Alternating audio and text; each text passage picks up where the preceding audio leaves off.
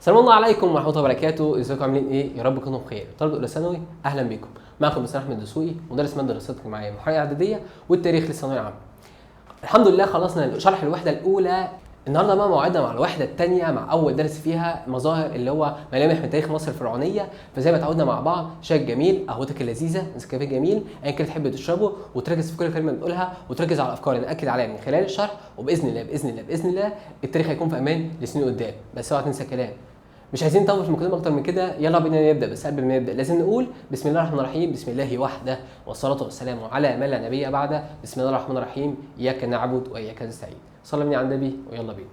الدرس بتاعنا بيتكلم عن ملامح من تاريخ مصر الفرعونيه. ملامح من تاريخ مصر الفرعونيه. قبل ما تبدا كده اي حاجه تعالى عايزين نعرف معلومه مهمه جدا. بيقول لك ان المؤرخ مصري واحد اسمه مانيتون السمنودي قسم تاريخ مصر الى 30 اسره. قسم تاريخ مصر لكام اسره؟ 30 اسره مقسمه لثلاث دول. ثلاث دول اقوياء وثلاث دول او ثلاث فترات ضعاف. يبقى في ثلاث فترات اقوياء وفي ثلاث فترات ضعاف. بيبتدوا بعصر اسمه العصر العتيق. تعال زي اما يبان كده معايا. بص كده، ادي مصر الفرعونيه او التاريخ المصري الفرعوني مقسم ل 30 اسره. بتبتدي من اسرات اللي هي العصر العتيق من 1 2 لحد الاسره 30. طيب قال لك والله في عصور قوه اللي هي الثلاثه اللي هي زي عصر الدوله القديمه، عصر الدوله الوسطى، عصر الدوله الحديثه. دي فترات قوه. ما بين كل فتره قوه والثانيه فترة ضعف بنسميها عصر الضعف او عصر الانتقال الاول. انتقال ما بين ايه؟ انتقال ما بين ضعف القوة وما بين القوة لضعف. تمام؟ يبقى بنسميه عصر الانتقال الاول وعصر الانتقال الثاني وعصر الانتقال الثالث اللي هو العصر المتأخر. يبقى تاني، يبقى ابتدى الاسرات او ابتدى التاريخ المصري القديم بالعصر العتيق الاسره 1 و2. جه بعديه عصر الدوله القديمه، العصر الدوله القويه الاولى، عصر من 3 ل 6. طيب بعديه الفتره ضعف او عصر الانتقال الاول من 7 ل 10. جه بعديه عصر قوه، عصر الدوله الوسطى من 11 ل 12. جه بعديه عصر الانتقال الثاني من 13 ل 17. بعديه عصر الدولة الحديثة من 18 ل 20. بعد كده آخر حاجة العصر المتأخر. وده أكبر عدد من الأسرات اللي هو من 21 ل 30. يبقى أنا عندي كده ملحوظتين. أول حاجة إن أكبر عدد من الأسرات في العصر المتأخر من 21 ل 30 اللي هي 9 أسر. طيب وأصغر عدد من الأسر العصر العتيق 1 و2 وعصر الدولة الوسطى ال 11 وال 12. يبقى أكبر عدد من الأسر العصر المتأخر، أصغر عدد من الأسر العصر العتيق وعصر الدولة الوسطى. طيب صلاة على النبي عليه الصلاة والسلام وحدة الله لا إله إلا الله. يبقى أنا عندي التاريخ مقسم ل 30 أسرة. اللي قسمهم مين؟ المؤرخ مانيتون السمنودي. طيب قسمهم ل 30 أسرة. بيبتدي بعصر العتيق وثلاث دول اقوياء اللي هو عصر الدوله القديمه، عصر الدوله الوسطى، عصر الدوله الحديثه. ما بين كل عصر قوه في عصر ضعف، عصر انتقال اول، انتقال ثاني، انتقال ثالث اللي هو عصر متاخر. طيب واحده واحده كده معايا. نبتدي باول حاجه وهو العصر العتيق. صلاه على النبي عليه الصلاه والسلام وحده الله لا اله الا الله. طيب هنتكلم على كل عصر في 3 حاجات. اول حاجه العصر ده بيمتد من اسرات من كام لكام؟ الاسر. ايه هي الميزه اللي بتميزها او اسم العصر ده؟ ايه هي الملوك وايه هي اهم الخصائص بتاع العصر دي؟ طيب اول حاجه العصر العتيق احنا قلنا بدايه الاسرات، الاسره الاولى والثانيه. طيب بيسمى بعصر ايه؟ بيسمى بعصر بدايه الاسرات. يبقى لما اجي اقول لك ايه هو عصر بدايه الاسرات اللي هو العصر العتيق. الاسره من كام لكام؟ من 1 و2 اللي هو من سنه 3200 لحد 2080 قبل الميلاد. طيب ايه هي اشهر الملوك بتاعت العصر ده؟ الملك مينا. مين الملك مينا ده؟ جه الملك مينا لقى مصر مقسمه لقسمين، مملكه الشمال ومملكه الجنوب. فعمل ايه؟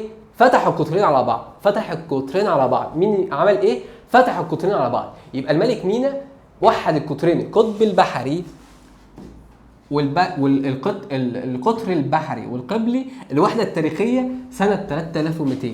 مينا موحد القطرين سنه 3200. ايه؟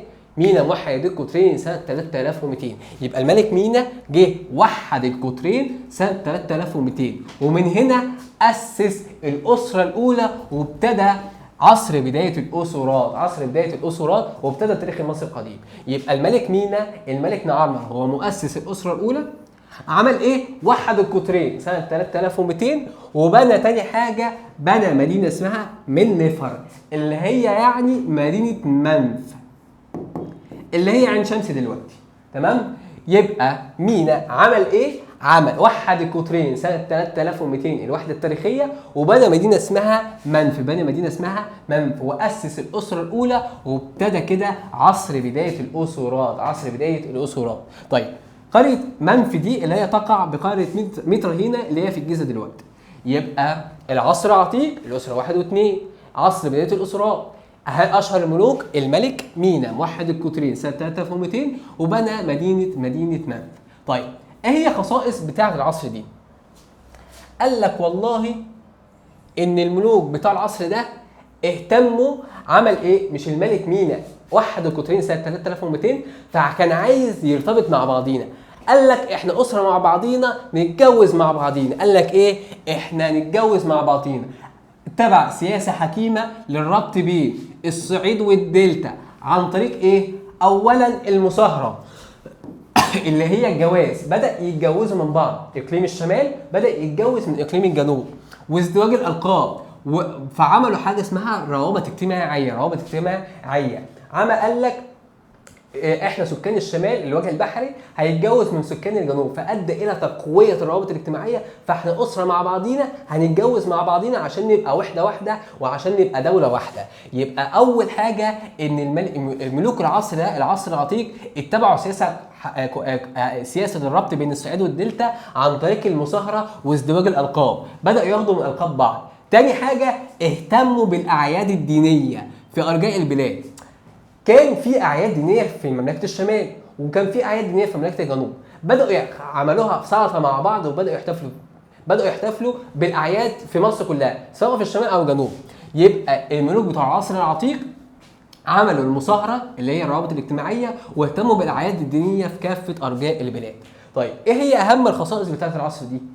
قال لك توحيد مصر، تامين مصر، احتفاظ مصر. توحيد مصر قلنا الوحده الاولى سنه 3200 من اقدم الحكومات في العالم اللي هي حكومه الملك مينا وحد القطرين. طيب تامين مصر، لما وحد القطرين بدا يامن مصر بين الدلتا والصعيد، وبنى مدينه منف اللي هي منفر. طيب احتفاظ مصر بالاستقلال الكامل وتوطيد الامن بيها. لما يكون في استقرار في البلاد بالتالي بيكون في امن، فادى الى ان الملوك دول احتفظوا بمصر واحتفظوا بالاستقلال. احتفظوا بايه؟ بالاستقلال. طيب يبقى اهم خصائص العصر ده توحيد مصر، تامين مصر، احتفاظ مصر. تامين مصر تحت حكومه واحده اللي هي حكومه الملك مينا، وهي اقدم الحكومات في العالم وفي التاريخ. طيب تامين وحده البلاد بين الدلتا والصعيد، وبنوا مدينه اسمها مدينه منف. احتفاظ مصر بالاستقلال وتوطيد الامن بها. ولكن كطبيعه الحياه من ضعف لقوه ومن قوه لضعف، ابتدى في الاخر يضعف الملوك، فادى الى اضطرابت الاوضاع، ليبدا عصر جديد وهو عصر الدوله القديمه. طيب قبل ما ابتدي عصر الدوله القديمه، بص كده معايا السؤال ده بيقول لك ايه؟ نجح ملوك العصر العتيق بمصر الفرعونيه في تدعيم وحده البلاد عن طريق ايه؟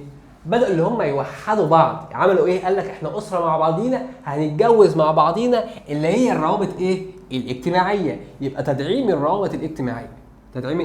الروابط الاجتماعيه. صلاه على النبي عليه الصلاه والسلام، وحده الله لا اله الا الله. كطبيعه اي حاجه قويه، او كطبيعه اي انسان لما بيكون قوي بيبتدي يبقى ضعيف. الانسان اتخلق ضعيف اللي هو كان لسه صغير، ابتدى بعد كده بمرور الزمن ابتدى اللي هو قوي اللي هو مرحله الشباب. في اخر العمر هيكون مرحله الشيخوخه اللي هو مرحله الضعف. يبقى الانسان ليه فترات، كذلك الدوله بيكون لها فترات من ضعف القوه ومن قوه وضعف. طيب اول عصر قوي معايا اللي هو عصر الدوله القديمه. واتفقنا مع بعض ان احنا نتكلم عن كذا حاجه. اول حاجه هنتكلم عن الاسرات. عصر الدوله القديمه من 3 ل 6، يبقى خلي بالك عصر بدايه الاسرات اللي هو عصر العتيق من 1 و2، من 3 ل 6 عصر الدوله القديمه، تمام؟ وبنسميه بقى عصر ايه؟ عصر بناة الاهرامات. عصر بناة الاهرامات. ليه؟ هنعرف دلوقتي.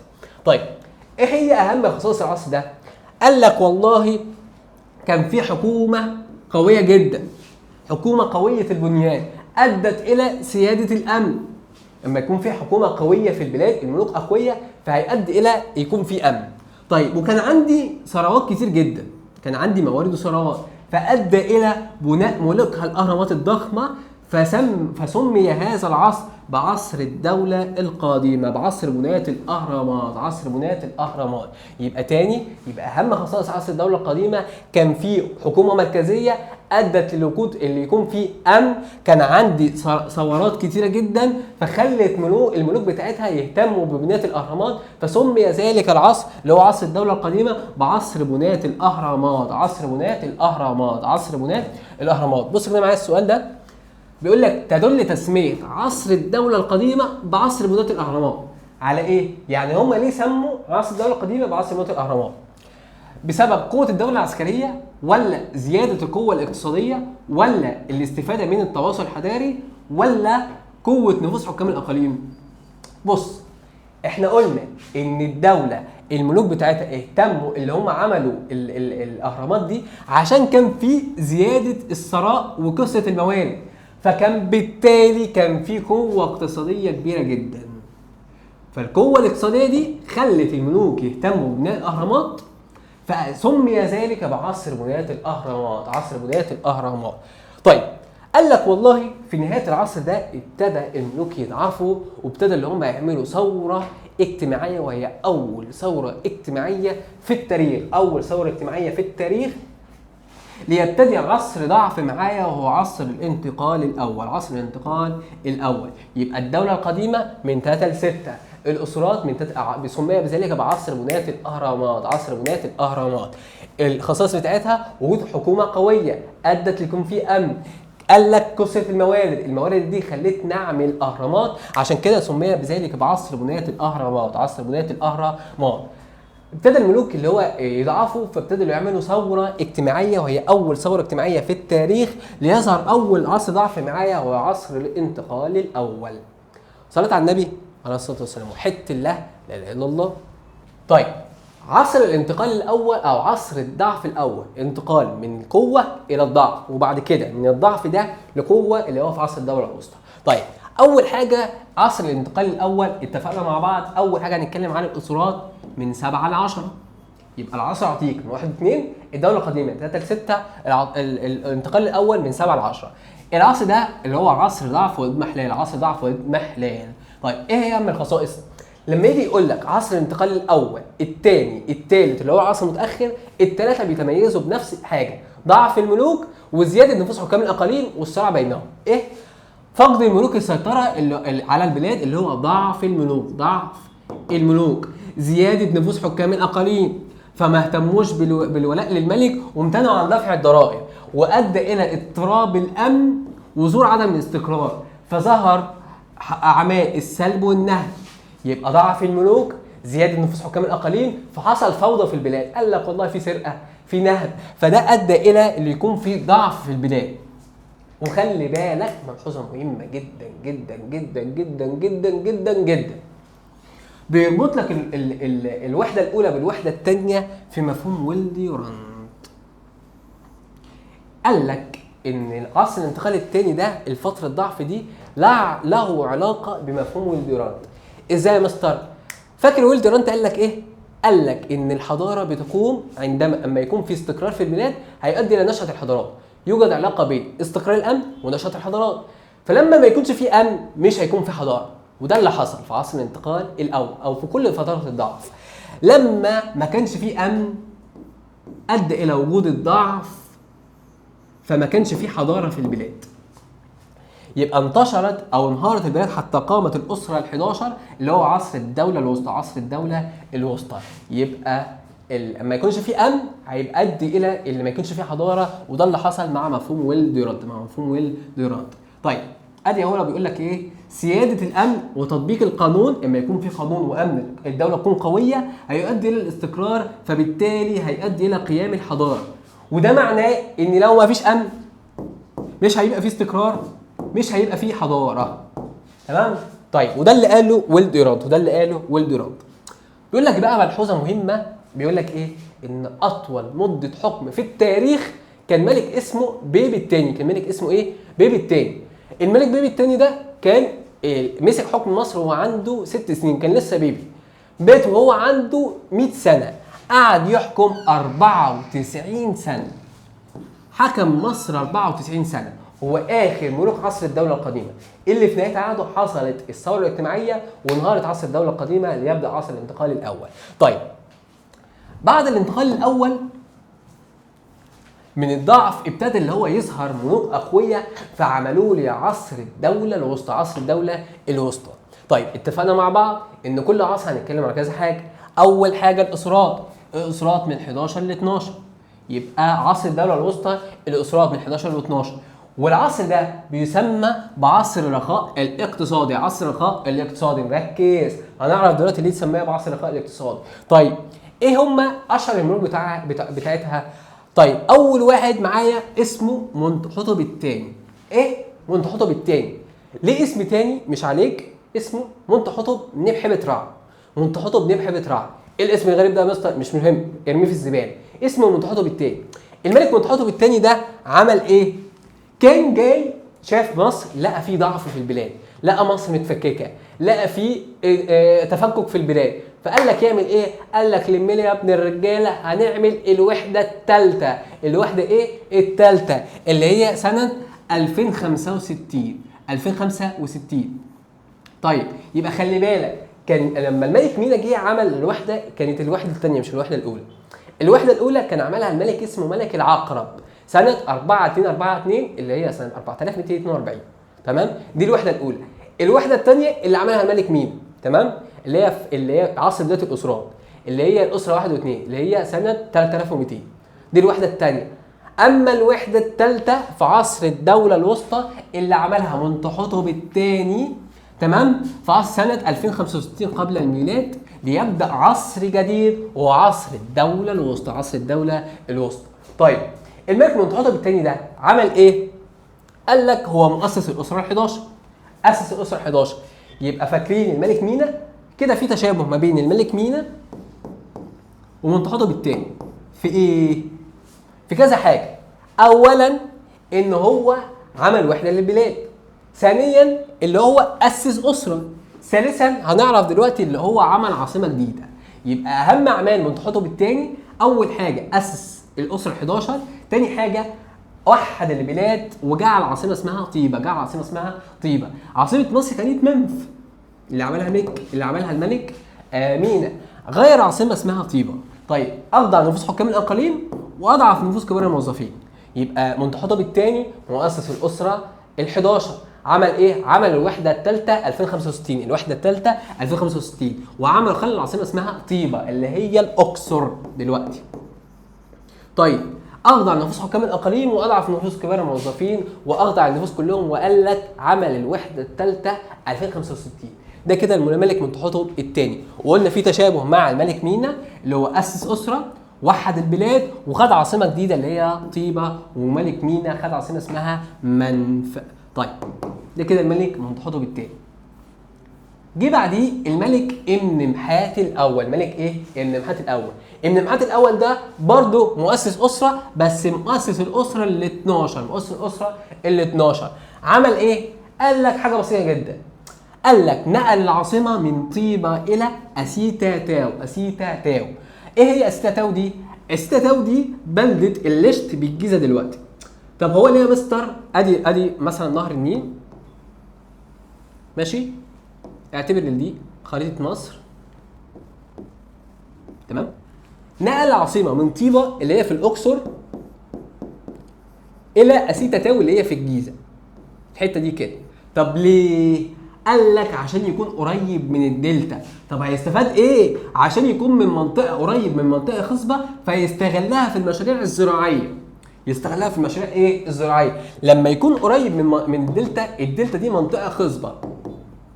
فيؤدي الى اللي هو هيزرع كتير، فيؤدي الى زياده النشاط الزراعي، زياده النشاط الزراعي. يبقى هو هدفه اقتصادي، هدفه ايه؟ اقتصادي. يبقى الملك النمحات الاول مؤسس الاسره ال 12، مؤسس الاسره ال 12 نقل عاصمه من طيبه الى اسيتا تاو. اسيتا تاو ليه؟ مركز عشان يكون قريب من الدلتا وتكون وخدها عاصمه ليه.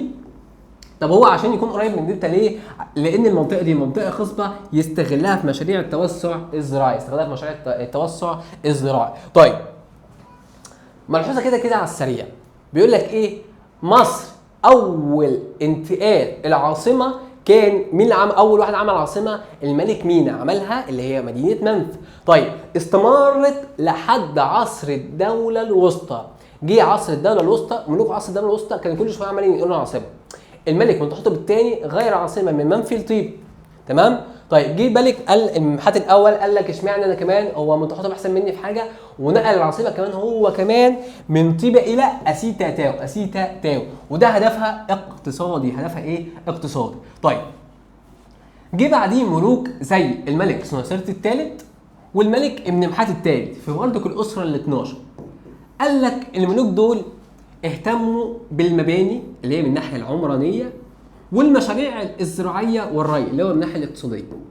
يبقى سنوسرت الثالث ومنمحات الثالث اهتموا بالناحيه الاقتصاديه، عشان كده ولا ركز، قال لك عشان كده سمي هذا بعصر الرخاء الاقتصادي. عصر الرخاء الاقتصادي لانه كان بيتميز بالرخاء والطمانينه، وكان الملوك بتاعتهم كانوا اهتموا بالمشاريع الاقتصاديه، اهتموا بالمشاريع الاقتصاديه. طيب يبقى الملوك اللي هي سنوسرت الثالث ومنمحات الثالث اهتموا بالنهضه الاقتصاديه، فعملوا مشاريع كتير اقتصاديه اهتموا بالناحيه العمرانيه، فذلك فسمي هذا العصر بعصر الرخاء الاقتصادي. عصر الرخاء الاقتصادي. طيب بص كده معايا، عانت مصر من الضعف والتفكك والفوضى لفترة استمرت أكثر من قرن من الزمن. في ضوء العبارة السابقة أي الملوك الفراعنة التالية أعاد هيبة الحكومة المركزية عقب هذه الفترة. صلى على النبي عليه الصلاة والسلام، وحدة الله لا إله إلا الله. طيب هو بيقول لك إيه؟ بيقول لك إن مصر عدت عليها فترات صعبة جدا، فترات ضعف. مين الملك اللي قدر يرجع تاني القوة المركزية؟ بص كده على الملوك، هل امنمحات الثالث ولا سنوسرت الثالث ولا منتحتب الثالث ولا امنمحات الاول؟ احنا قلنا ان الملك اللي عرف يخضع لنفوس حكام الاقاليم وعمل الوحده الثالثه اللي هو في عصر اللي هو عمل او اسس الاسره ال11 وعمل الوحده الثالثه اللي هو منتحتب الثاني. منتحتب الثاني اللي هو وحد البلاد من جديد. يبقى اللي رجع البلاد تاني او رجع هيبه الحكومه المركزيه اللي هي هيبه الملوك الملك منتحتب الثاني. الملك منتحتب الثاني.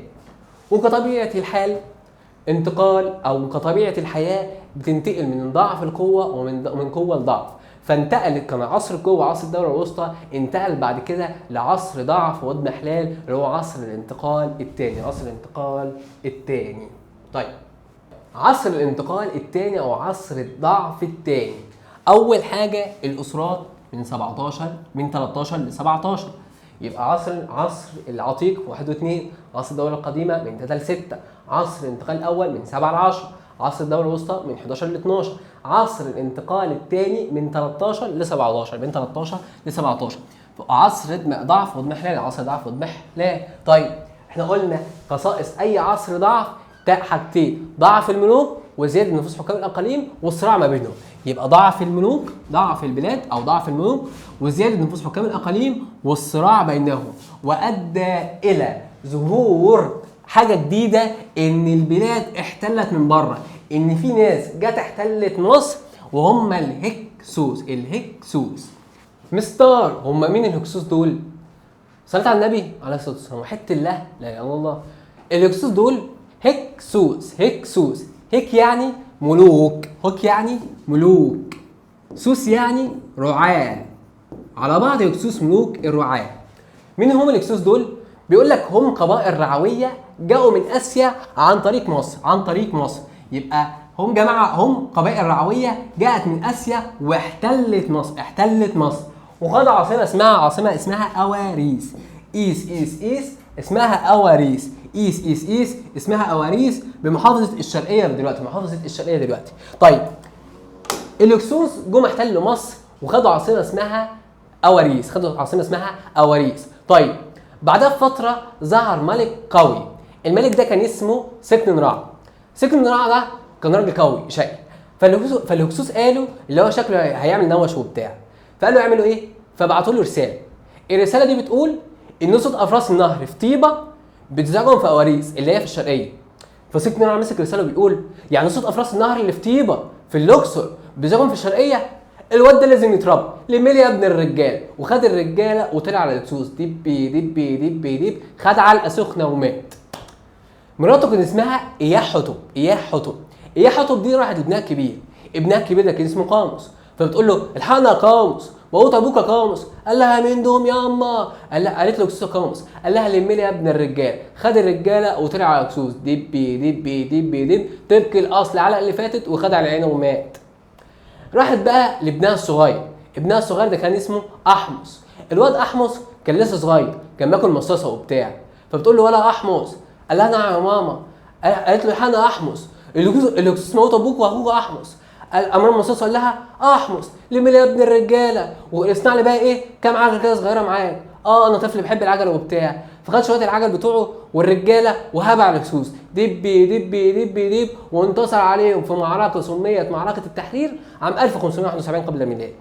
طبعا المصريين فرحوا، ما صدقوش ان هم انتصروا على الهكسوس، وما نسوش طبعا فضل اياح حطب اللي كان لها الفضل الكبير جدا في تشجيع سكن رع وقاموس واحمس. فبداوا يحتفلوا ويغنوا ويقولوا وحوي يا وحوي، يعني يا فرح يا فرح. اياح اللي هي اياح حطب بتاعه رمضان اصلها فرعون. يبقى احمس خد الرجاله وطلع على الهكسوس وانتصر على الهكسوس في معركه التحرير عام 1571 قبل الميلاد. يبقى الهكسوس هم قبائل رعويه جاوا من اسيا واحتلت مصر، خدوا عاصمه اسمها اواريس. اسمها اواريس في فاقوس في الشرقيه دلوقتي. طيب احتلوا مصر سنه 1730 قبل الميلاد. طيب جم بعدهم ملوك من امراء طيبه اللي هو سكن رع وقاموس واحمس، وبدأوا اللي هم يحرروا مصر. قدر احمس ينتصر على الهكسوس وحرر مصر من الهكسوس سنه 1571 قبل الميلاد، ليبدأ عصر جديد وهو عصر الدولة الحديثة. طيب عصر الدولة الحديثة هنتكلم برضو على كذا حاجة. أول حاجة الأسرة من 18 ل 20. طيب وسمي هذا العصر بعصر المجد الحربي.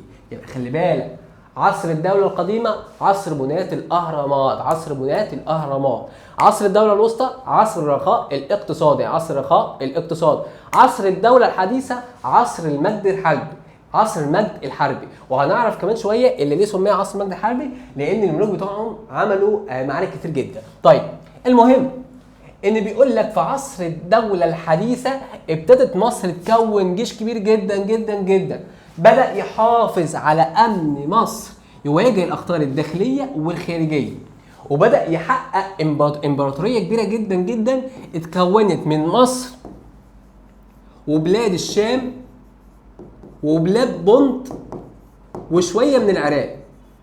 يبقى مصر كانت بتحتل كل الدول دي كلها، مصر والشام وبلاد بونت وكمان العراق. طيب عشان كده سمي هذا العصر بعصر المجد الحربي. يبقى في عصر الدولة الحديثة ابتدى الملوك يغيروا في امن مصر، اللي هم يحافظوا على الاخطار الداخليه والخارجيه، ويحققوا امبراطوريات كبيره جدا امتدت ما بين مصر وبلاد الشام وبلاد بونت وبلاد العراق. طيب ايه هم اشهر ملوك عصر الدولة الحديثة؟ قال لك كذا ملك، زي احمس، الملك احمس اللي هو اصلا اسس العصر الدولة الحديثة. حتشبسوت سيدة الاقتصاد، تحتمس الثالث رجل الحرب، اخناتون اللي هو امنحتب الثالث رجل الدين، حور محب رجل التشريعات، رمسيس الثاني رجل الحرب والسلام. واحده واحده كده معايا وصلي بينا على النبي. لا وحد الله لا اله الا الله. احمس باشا مصر عمل ايه الملك احمس ده؟ قال لك انا انتصرت على الهكسوس، وقال لك كان في اضطرابات في بتاعه عصر الانتقال الثاني، فعملت شويه اصلاحات.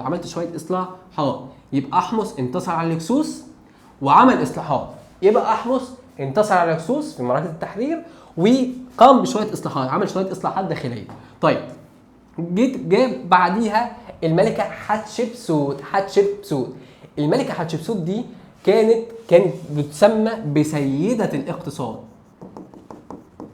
عملت ايه الملكه حتشبسوت دي؟ عملت رحلات تجاريه كتيره جدا، وخاصه مع بلاد بونت اللي هي بلاد الصومال دلوقتي.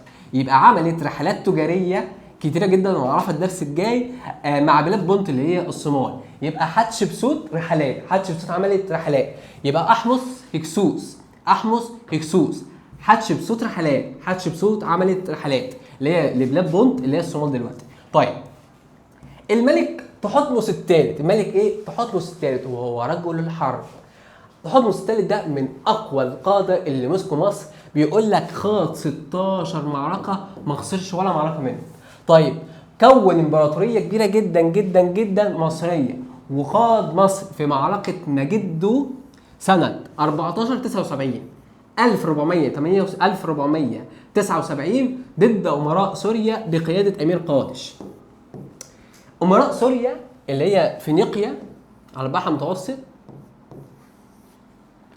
الحته دي كده، قامت هناك معركه مجدو.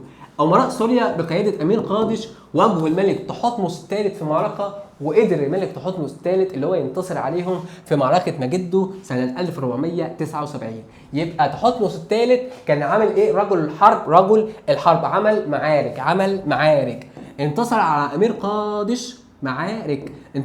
قادش في معركه مجدو سنه 1479 قبل الميلاد. طيب رابع ملك معايا اخناتون اللي هو كان اسمه امنحتب الرابع. الملك اخناتون ده قصته بقى قصه حكايه. بيقول لك ايه؟ ابوه كان الملك امنحتب الثالث، قال لك جه بعديه الملك منتحتب الرابع وقال لك انا مش عاجبني المصر بتعبد الهه كتير، فجمع الالهه كلها في اله واحد اللي هو اله اتون، وعمل ثوره دينيه ولغى كل الاديان بتاعتها، او لغى كل الالهه وجمع كلهم في عباده معبود واحد اللي هو الاله اتون. طيب يبقى بنقول ايه؟ هنقولها بتون. الملك اخناتون عمل عباده الاله اتون، عشان كده غير اسمه من امنحتب الرابع الى اخناتون، معناها المخلص للاله اتون اللي هو قرص الشمس. اله اتون ده اللي هو قرص الشمس.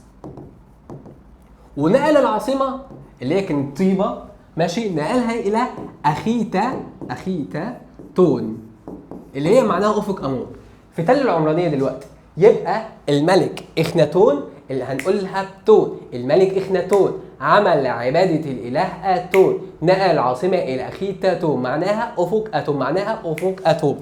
طيب عمل اول ثوره دينيه ادت الى اللي هو عمل عباده الاله اتون، وادت الى بقى لقيام ثوره دينيه، الثوره وادت الى حاله من الفوضى.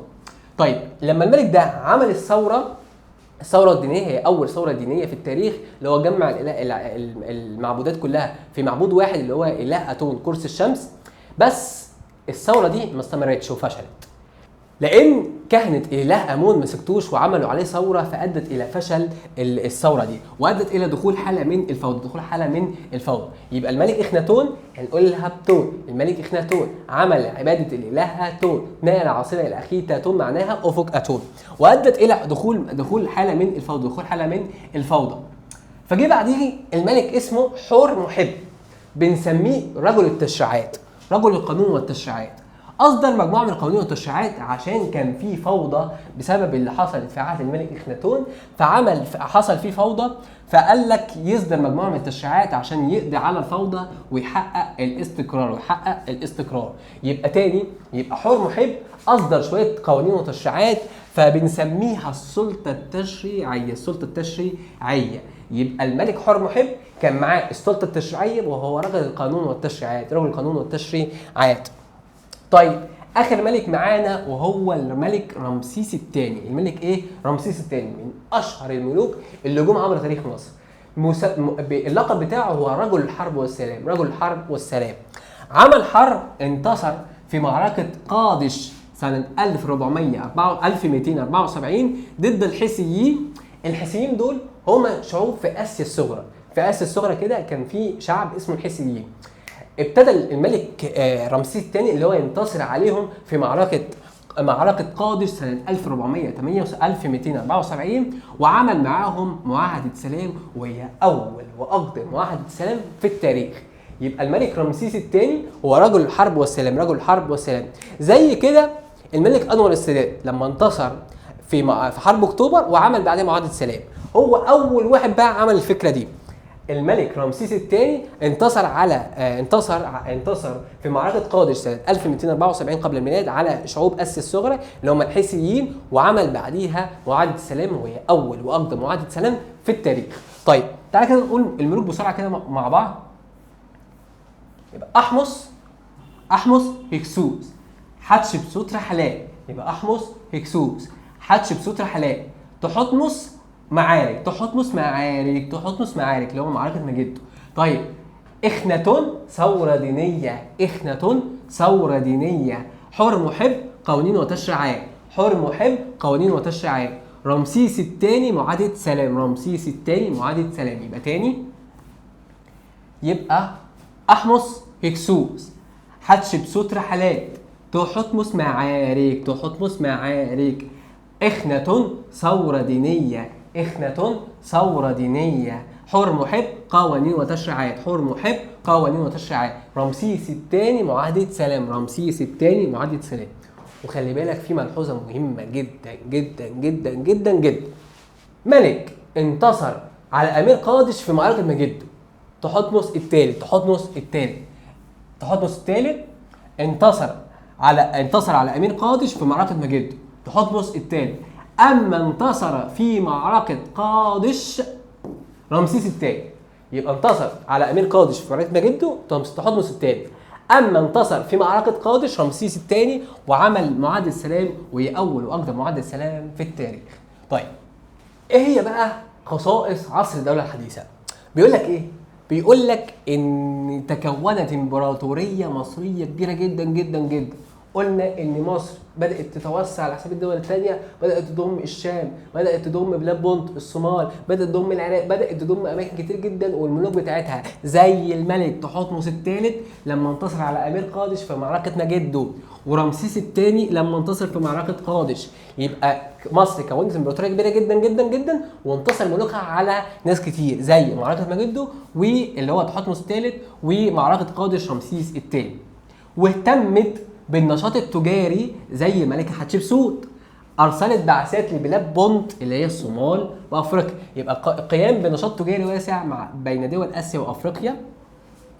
وآسيا وأفريقيا اللي هي الملكة حتشبسوت أرسلت رحلات لبلاد بونت الصومال.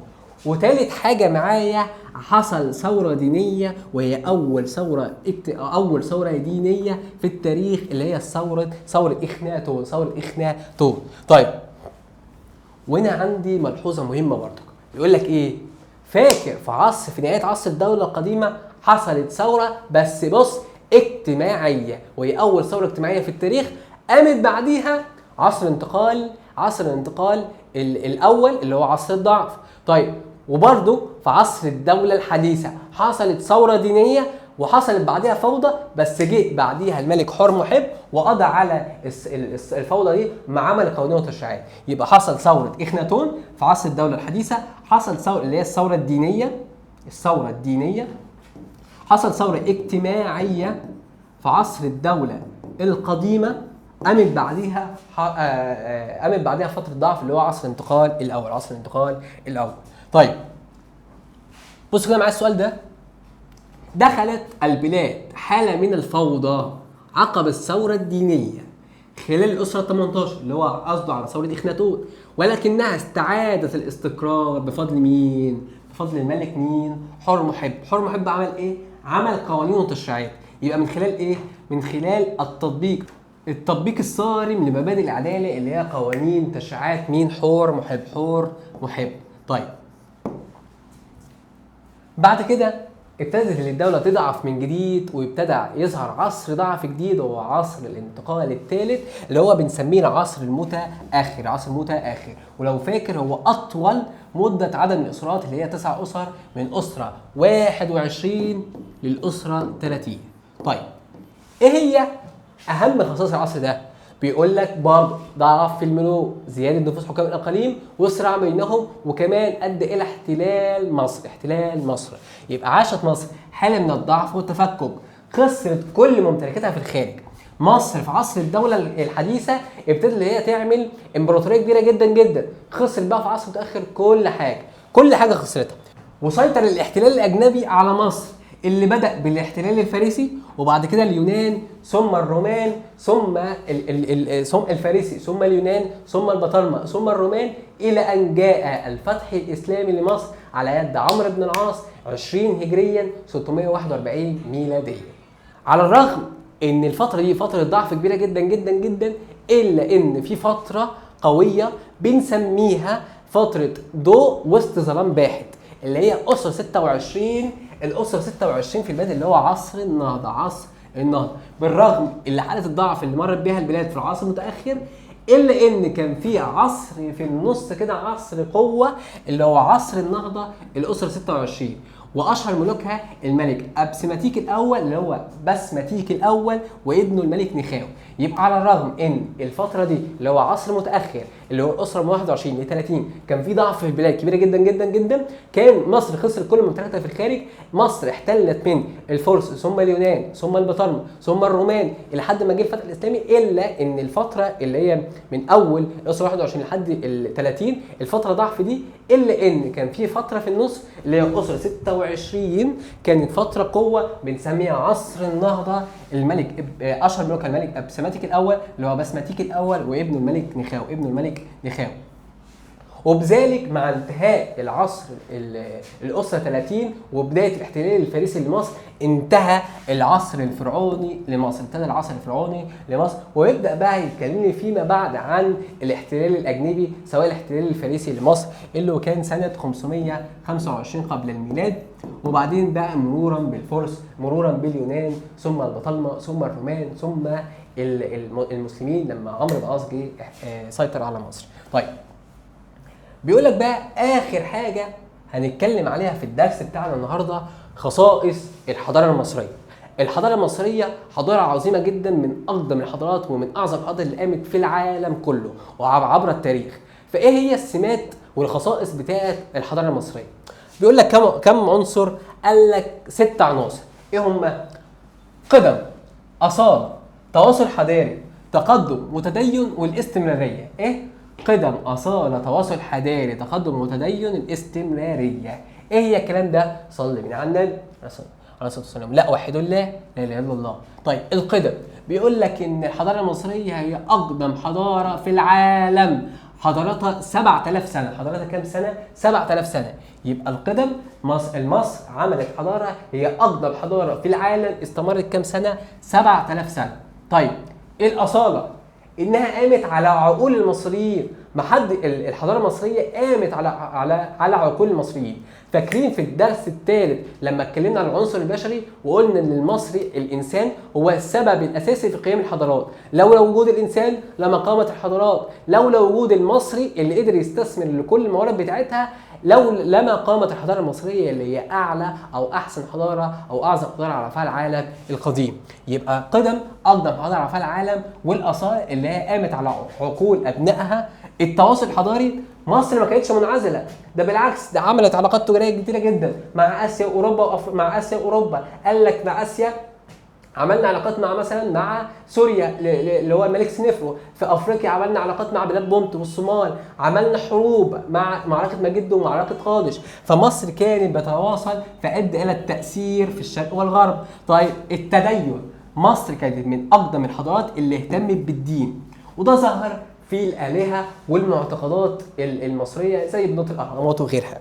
طيب، التقدم، مصر كانت متقدمة في حضارات كتيرة جدا. كنا أحسن شوف أي مجال في المجالات، مصر كانت هي السبب الأساسي والتقدم بتاعه. مجال الطب، الهندسة، الفلك، الرياضة، كل المجالات مصر كانت هي أول دولة تقدمت في المجالات دي. طيب، أذهلت عقول العلماء.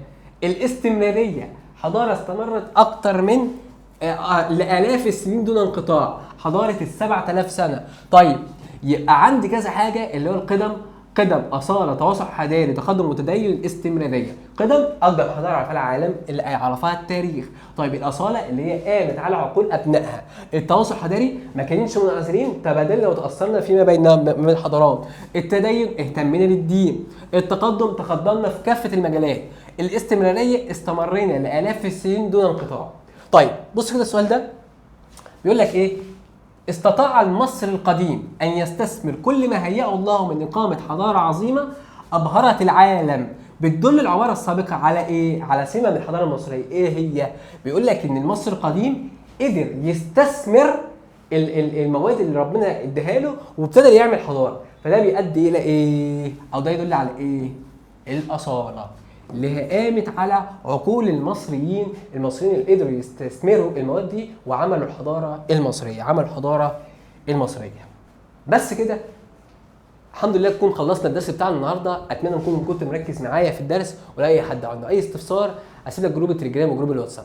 مش عايزك تشيل هم التاريخ ابدا، وتاكد ان باذن الله باذن الله باذن الله التاريخ هيكون في امان لسنين قدام. بس اوعى تنسى الكلام. سلام.